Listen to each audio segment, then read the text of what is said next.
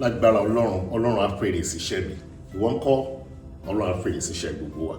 I'm just coming back from set. This is 2:15 láàárọ̀. Iṣẹ́ tẹ́ gbélébé lọ́wọ́ tẹ́ ní kí n máa ṣe náà ni. Thank you so much. My wonderful OAFP family, please, the episode that is going on right now on OAFPTV YouTube channel, we have to drop it. And the Mario upload the lane by 11 a.m. láàárọ̀ for you to enjoy it and for me to enjoy it. Mi fẹ́ fi gbogbo ẹnu sọ̀rọ̀. Thank you so much. God bless you. And the new episode, new Saamu Alajo episode, will be coming up tomorrow by 4 p.m. Yes, Saturday, Lola. But today, Friday, I'm going to drop it on show lower and we will re-upload another one by 11 a.m. Eshego. Alagbala is coming. What time do you want us to drop Alagbala? In February.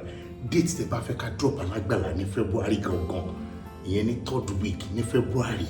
Dates the Bafeka drop it. So for me, you talk about the dates in your noni. And you let me.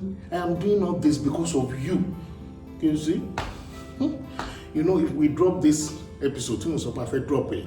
Anything people come up,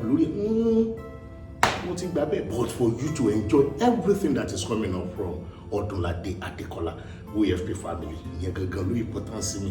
When jẹ́ kí n sáré lọ clean gbogbo nǹkan tó ojú mi nìkan kọ́ ni wọ́n ṣe makeup sí o.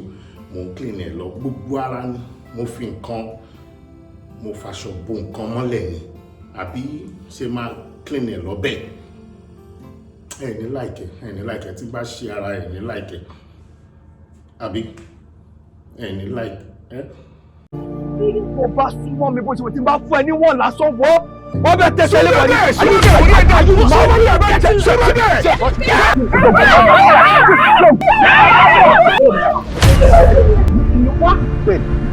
Ó ṣílẹ̀kùn.